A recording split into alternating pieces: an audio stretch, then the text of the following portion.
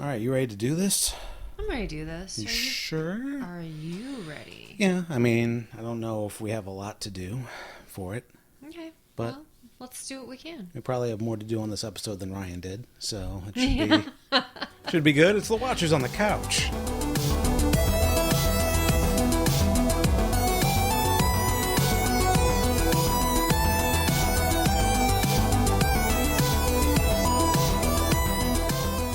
Welcome back to Watchers on the Couch, a TV and film discussion podcast here on the Onyx Edge Podcast Network. I'm Tim Pickerel. I'm Sarah Pickerel. This is the Doctor Who edition. Today we are discussing episode 6 of series 11, Demons of the Punjab. Punjab? Punjab. I don't know how it's said. Punjab. Punjab? Punjab. That's probably right. Probably not Punjab. It's probably not Punjab. Yeah, it's probably not how that's said. Oh, well, we didn't really need to call me out on that. Sorry. Oh, we're off to a great start. It was here already. funny. I liked it. Speaking of starts to this episode, Yeah. what did you think of the episode? It was kind of a bummer episode. It was kind of a bummer episode. Yeah, it really made me sad. Mm-hmm. And it wasn't really.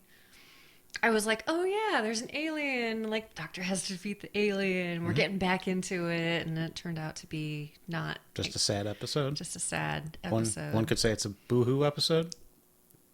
Potentially, yeah, Well, yeah. it's funny you should mention that then. Okay, Because sometimes yeah, there's people on the internet that don't like things. yeah. I get that impression. And they have to take to the internet to make their voices heard.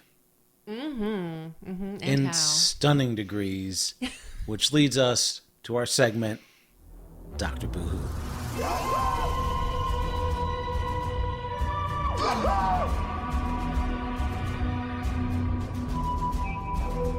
Okay, Dr. Boo-hoo, as always, is a collection of one-star reviews from IMDb chosen by me. Mm-hmm. Last week we also introduced Dr. Woohoo, but we don't have a Dr. Woohoo for this week. There was nothing. Wow, nothing woohoo about it, huh? There was nothing. Well, there was nothing particularly clever in the comments this week that I thought was worth calling out. This episode, much higher rated than the last couple. Oh my goodness. We're back in the 7s, Yeah. which is good. Can I tell you something that I just realized? Because I've never really been to IMDb to look at the testimonials before. Not the testimonials, the reviews before. I would love for you to. I didn't know that they had 10-star options. I thought it was 1 out of 5, not 1 out of 10. Where did you think the 7s were coming from? I thought it was just an average. Like 5 being 100 and, I thought it was just an average. I don't know. Wait, you had 7-star reviews? When we started this, I had a whole discussion about how there was never how no Doctor Who episodes were in the 5 stars before. Oh my gosh. And that's the 6s were the lowest episodes. Just assumed it was collective average. How do you have an average of a 6 out of a 1 out of 5? 1 out of 5 being 100%. Okay. Sorry. So you thought 6 was 6 out of 100? No, 6 was like 60%. That's what I equated it to. Who taught you math? What the hell? Okay, well. All right, moving on. Moving on. Sorry. We are back into the 7s. This was a very. I actually took some time to read the other starred reviews of various stars from 2 and up. Mm-hmm. Basically, everybody had the same things to say from 1 through 7. Okay. It wasn't until we got to 8 where people were actually saying positive things about the episode. Oh, wow. Okay. But, it is what it is. Most people don't take to the internet to offer a review unless it's their hobby, or they just really like to shit on things, or really like to shit on people who shit on things. Wow. Okay. So we're going to jump right into the first Dr. Boo-hoo. 1 out of 10 stars. Science Fiction Afterthought by Handel, 1973. All right. Seems the latest series of Doctor Who is losing the ability to give us great science fiction as it has in the past several years. This episode being the worst so far. It seemed that the story was just a period drama, and upon realizing this and the show's history, a science fiction element was thrown in the mix as merely an irrelevant and insignificant afterthought. The aliens within this episode had no input to the story and seem added purely because of it being a Doctor Who episode. The new writers apparently are incapable of writing science fiction-based stories. They'd be better off writing period dramas and political dramas. Nothing more than rehash episodes of Quantum Leap and Timeless. Okay. Any thoughts on that? Handel 1973? I don't know what to say. I just think that that's just people not liking the show, and they're entitled to that opinion. And they put it online for everyone else to read it. Hey, and we put the show online for everybody else to listen to it. Yeah. 1 out of 10 stars. 1 out of 10, you say? Yes. Okay. Pointless is the subject line from The Wrong Spock 13. Nope, sorry, 13 was the date. It's just the wrong spot. When you copy and paste, it's a... Yeah, it's a crapshoot for sure. Warning, spoilers. That's from IMDb. It just puts that in. Right. This episode didn't need the Doctor. History was unchanged, and she most definitely intervened in a companion's timeline. Taken as not an episode of Doctor Who, it was lovely, like a Hallmark movie. Oh, wow. Really? Yes. It was not like a Hallmark movie. I don't know where this guy is getting his information. And you know your Hallmark movies. I do. Especially your Christmas Hallmark movies. Heck yeah. Those are the only Hallmark movies I watch, are the Christmas Oh, ones. so you don't know. You haven't seen the Hallmark science fiction movies.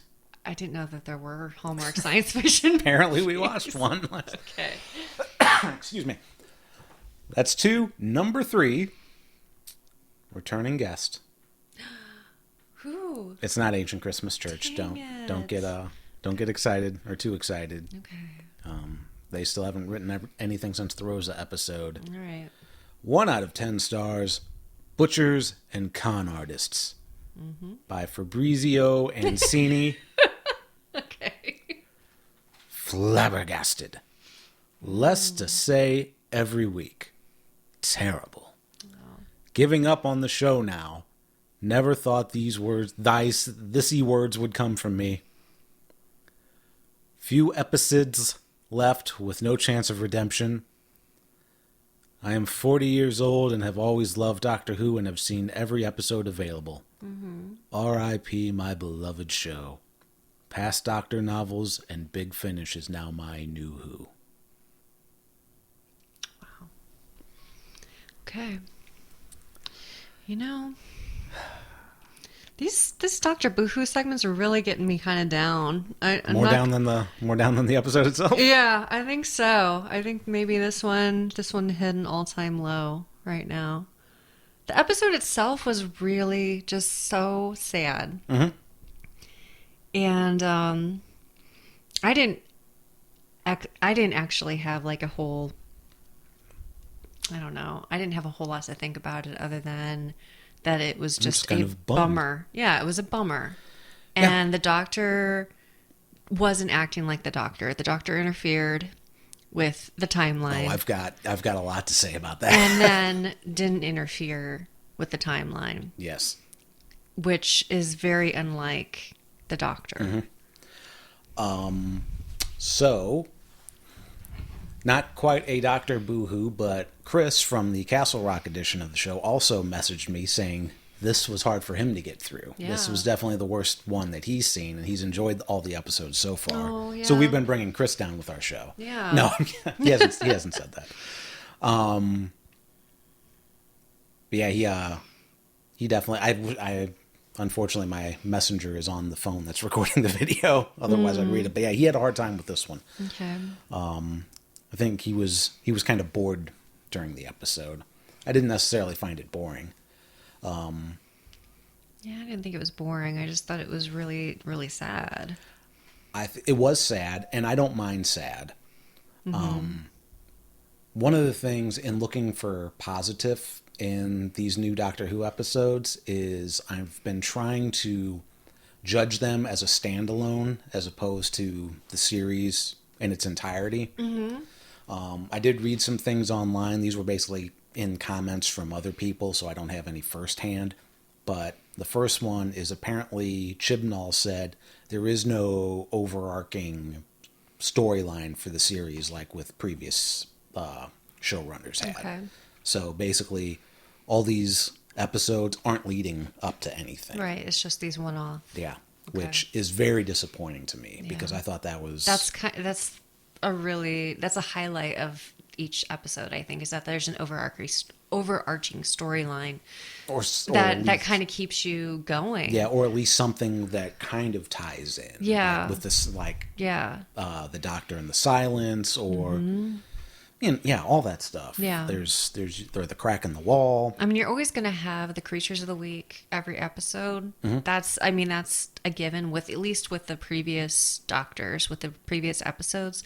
But yeah, that overarching storyline of something's going to happen at the beginning and the end, and they're going to tie it in the middle a little bit. You're going to see a little bit of it coming through. It doesn't have to be a huge part of every single episode, but just something that gets you to that final finale. Right, absolutely. The other thing that I heard is the writer for this episode. I don't have his name in the notes, but he is believe he's Indian. And for writing this episode, his goal was always to talk about the partition. And then he even admitted he had to try to find a way to add a creature in to make it Doctor Who-y. Okay. Essentially, I'm paraphrasing quite a bit, and I heard that secondhand. I didn't read the actual interview.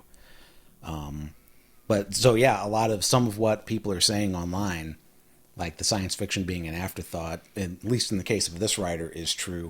One of the things that I've been noticing with this, and if you separate yourself from the Doctor Who is 2PC, and it's all done by social justice warriors, and then the other side that this is the best show ever, and if you don't like it, you're a misogynist Nazi.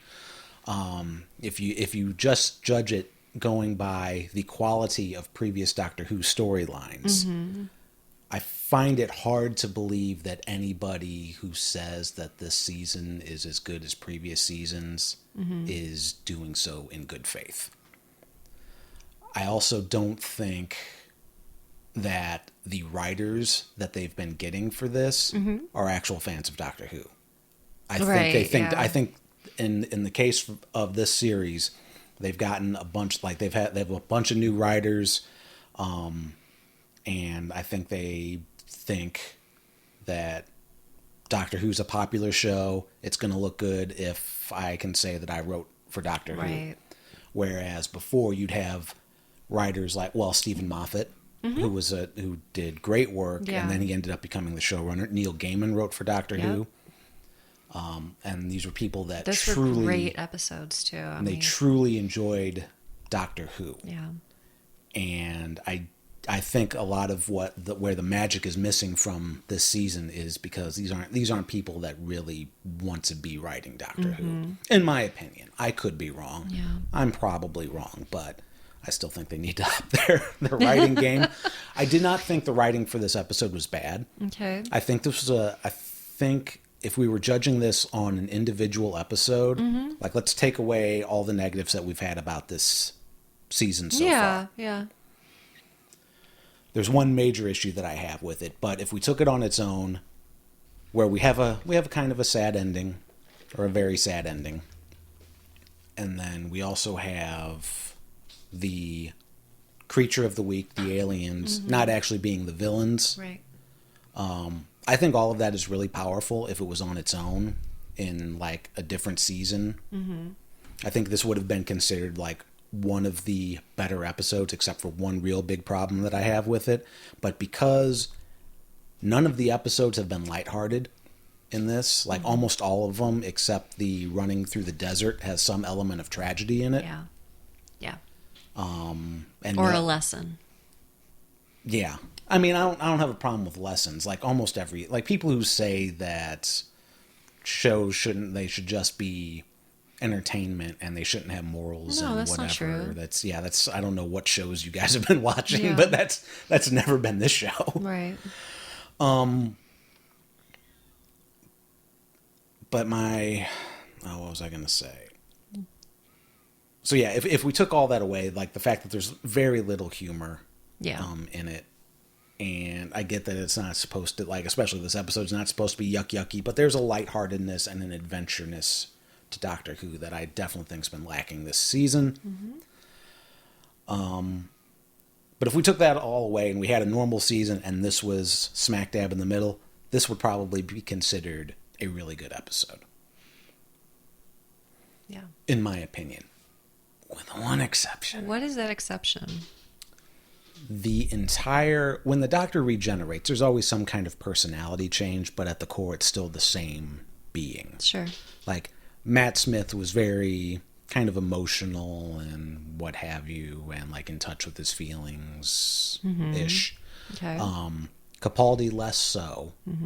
He didn't really relate to people that well, except for the people close to him. He was a little more emotionally standoffish. But at the same time, I will look after these people. Yeah. I have a duty of care. Sure.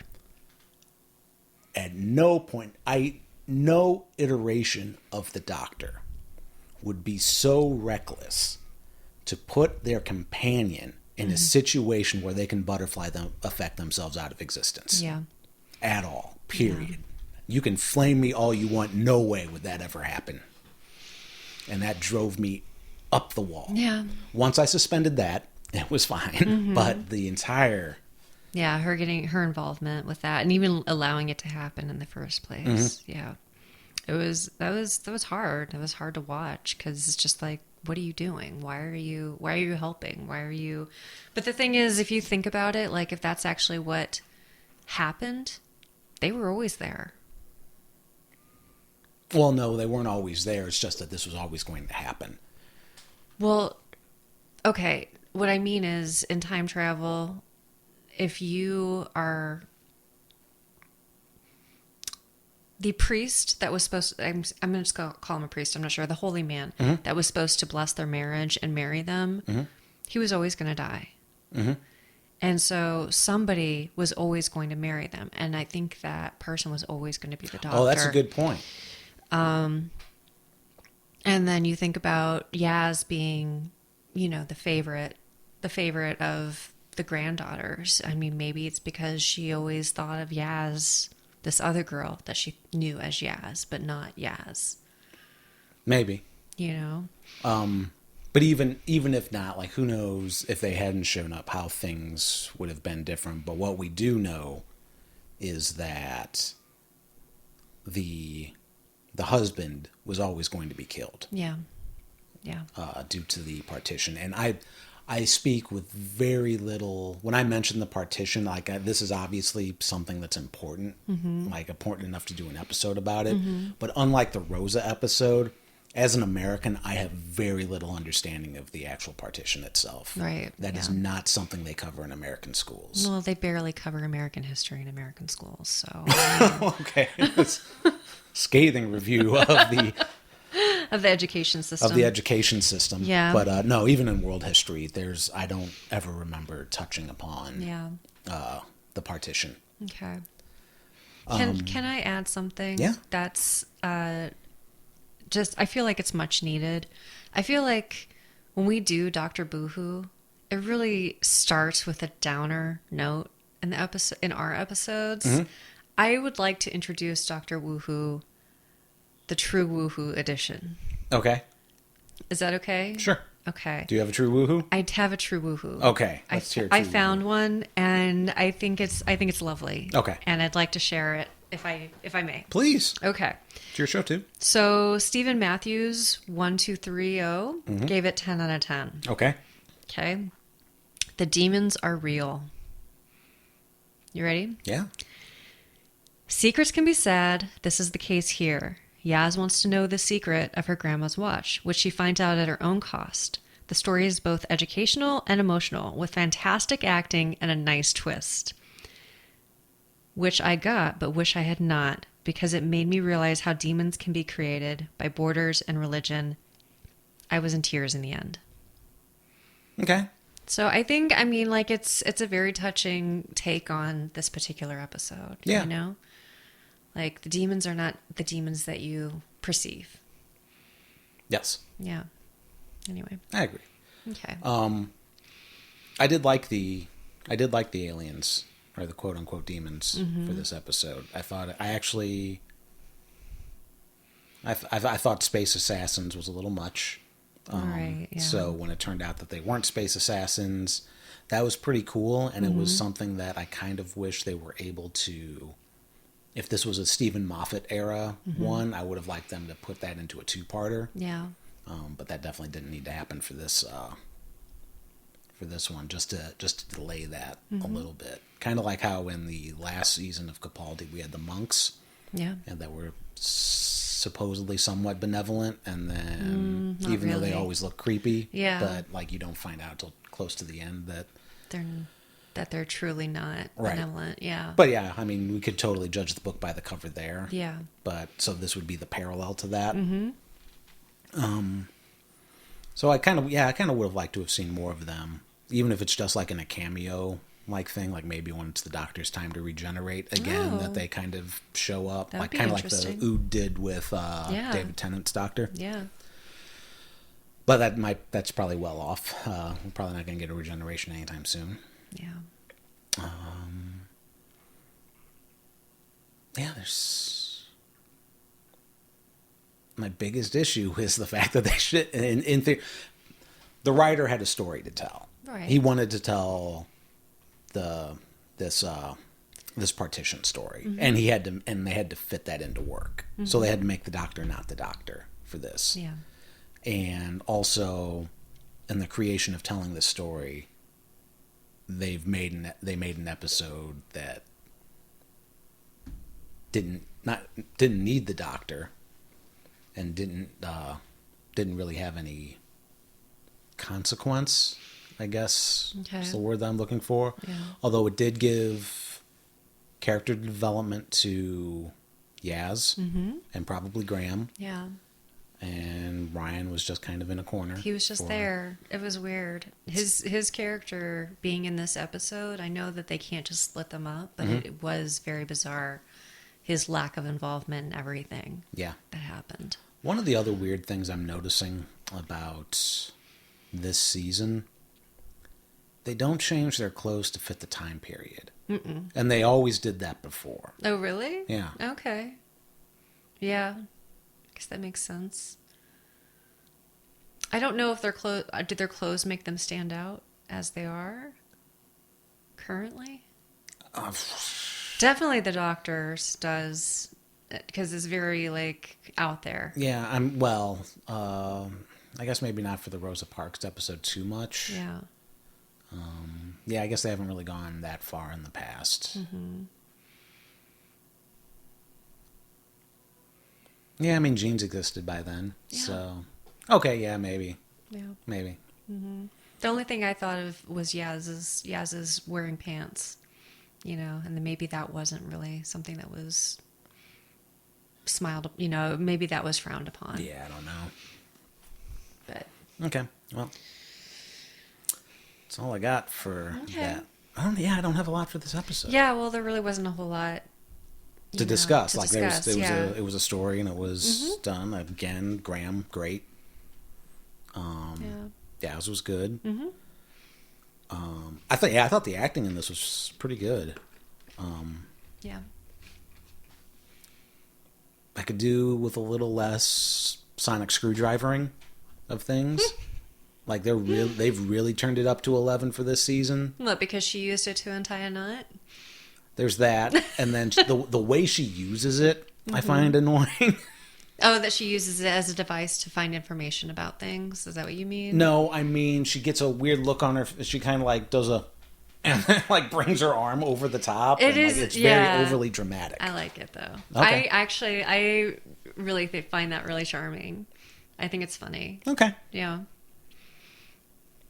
But yeah, I could see why you would find that annoying. You can see why I'd find it annoying in particular? Yeah, because it's just it is over the top. Yeah. You like subtlety. I do like subtlety. Yeah. There's nothing wrong with that. Oh well. Next week we're dealing with the biggest space Walmart. It seems like so. Probably something anti-capitalist. Oh, come next on! Week. Wow. All right. Yeah. Well, you think I'm wrong? No, I think you're probably right. I just think it's funny that you're just calling it. Well, I mean, they're making it pretty easy to call. Yeah. They are not being subtle. No.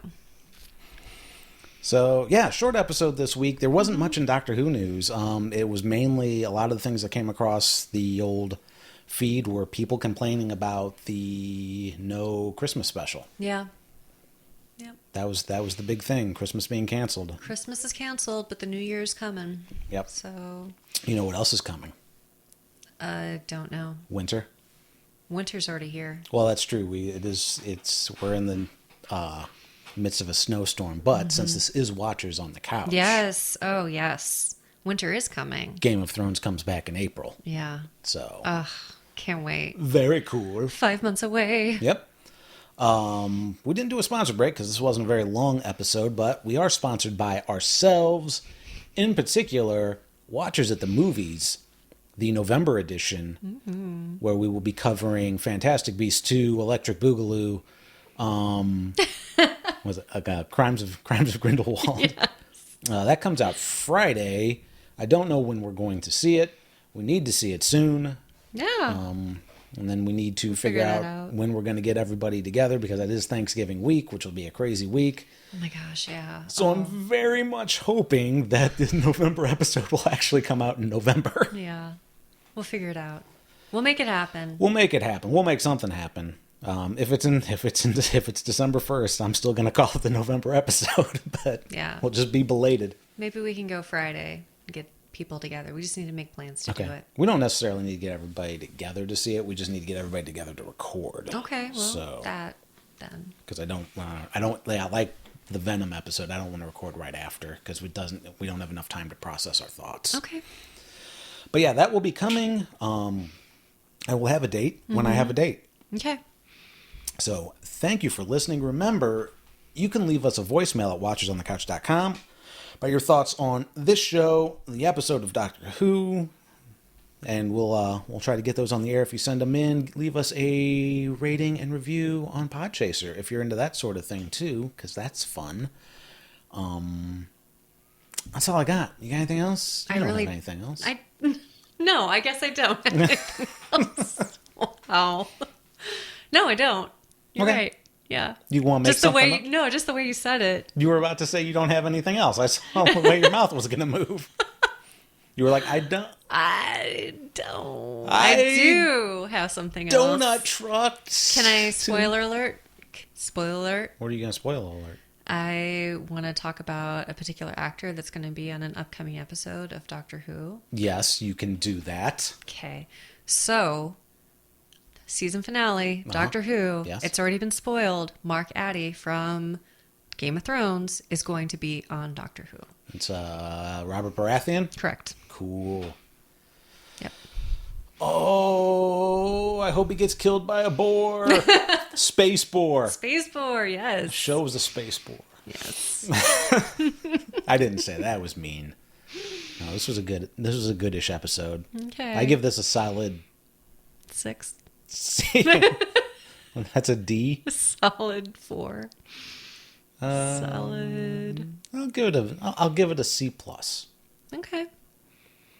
I could have just a straight C. I'm giving it a C plus because I'm envisioning it in a better overall season than the one it's in right now. Okay.